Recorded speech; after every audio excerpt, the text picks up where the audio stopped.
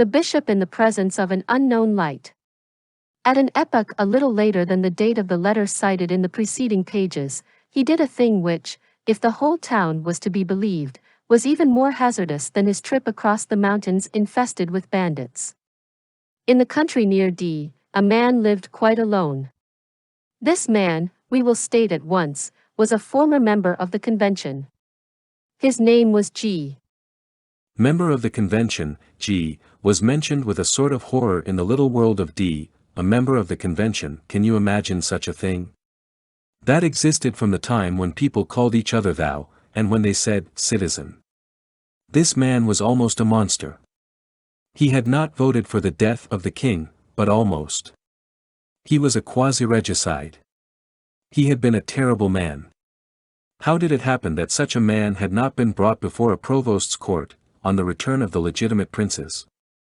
They need not have cut off his head, if you please, clemency must be exercised, agreed, but a good banishment for life. An example, in short, etc. Besides, he was an atheist, like all the rest of those people. Gossip of the geese about the vulture. Was G a vulture after all? Yes, if he were to be judged by the element of ferocity in this solitude of his. As he had not voted for the death of the king, he had not been included in the decrees of exile, and had been able to remain in France. He dwelt at a distance of 3/4 of an hour from the city, far from any hamlet, far from any road, in some hidden turn of a very wild valley, no one knew exactly where. He had there, it was said, a sort of field, a hole, a lair. There were no neighbors, not even passers-by. Since he had dwelt in that valley, the path which led thither had disappeared under a growth of grass. The locality was spoken of as though it had been the dwelling of a hangman. Nevertheless, the bishop meditated on the subject, and from time to time he gazed at the horizon at a point where a clump of trees marked the valley of the former member of the convention, and he said, "There is a soul yonder which is lonely." And he added, deep in his own mind, "I owe him a visit." But, let us avow it, this idea, which seemed natural at the first blush, appeared to him after a moment's reflection, as strange, impossible, and almost repulsive. For, at bottom, he shared the general impression, and the old member of the convention inspired him, without his being clearly conscious of the fact himself, with that sentiment which borders on hate, and which is so well expressed by the word estrangement. Still, should the scab of the sheep cause the shepherd to recoil? No. But what a sheep! The good bishop was perplexed. Sometimes he set out in that direction, then he returned. Finally, the rumor one day spread through the town that a sort of young shepherd, who served the member of the convention in his hovel, had come in quest of a doctor, that the old wretch was dying, that paralysis was gaining on him, and that he would not live overnight, thank God, some added. The bishop took his staff, put on his cloak, on account of his too threadbare cassock, as we have mentioned, and because of the evening breeze, which was sure to rise soon, and set out. The sun was setting, and had almost touched the horizon when the bishop arrived at the excommunicated spot. With a certain beating of the heart, he recognized the fact that he was near the lair. He strode over a ditch, leaped a hedge, made his way through a fence of dead boughs, entered a neglected paddock, took a few steps with a good deal of boldness, and suddenly, at the extremity of the wasteland, and behind lofty brambles, he caught sight of the cavern. It was a very low hut, poor, small, and clean, with a vine nailed against the outside. Near the door, in an old wheelchair, the armchair of the peasants, there was a white-haired man, smiling at the sun. Near the seated man stood a young boy, the shepherd lad. He was offering the old man a jar of milk. While the bishop was watching him, the old man spoke. "Thank you," he said, "I need nothing." And his smile quitted the son to rest upon the child. The bishop stepped forward. At the sound which he made in walking, the old man turned his head, and his face expressed the sum total of the surprise which a man can still feel after a long life. "This is the first time since I have been here," said he, "that anyone has entered here." "Who are you, sir?" The bishop answered, "My name is Bienvenu Muriel." "Bienvenu Muriel? I have heard that name. Are you the man whom the people call Monsignor Welcome?" "I am." The old man resumed with a half-smile. "In that case, you are my bishop." Something of that sort. Enter, sir.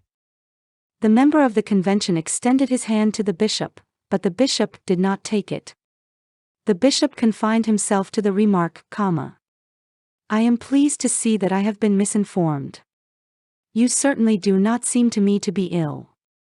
Monsieur, replied the old man, I am going to recover. He paused, and then said, I shall die 3 hours hence. Then he continued, I am something of a doctor, I know in what fashion the last hour draws on. Yesterday, only my feet were cold, today, the chill has ascended to my knees, now I feel it mounting to my waist, when it reaches the heart, I shall stop. The sun is beautiful, is it not? I had myself wheeled out here to take a last look at things. You can talk to me, it does not fatigue me. You have done well to come and look at a man who is on the point of death. It is well that there should be witnesses at that moment. One has one's caprices, I should have liked to last until the dawn, but I know that I shall hardly live 3 hours. It will be night then. What does it matter, after all? Dying is a simple affair. One has no need of the light for that. So be it. I shall die by starlight. The old man turned to the shepherd lad. Go to thy bed, thou wert awake all last night, thou art tired. The child entered the hut. The old man followed him with his eyes, and added, as though speaking to himself, I shall die while he sleeps. The two slumbers may be good neighbors. The bishop was not touched as it seems that he should have been.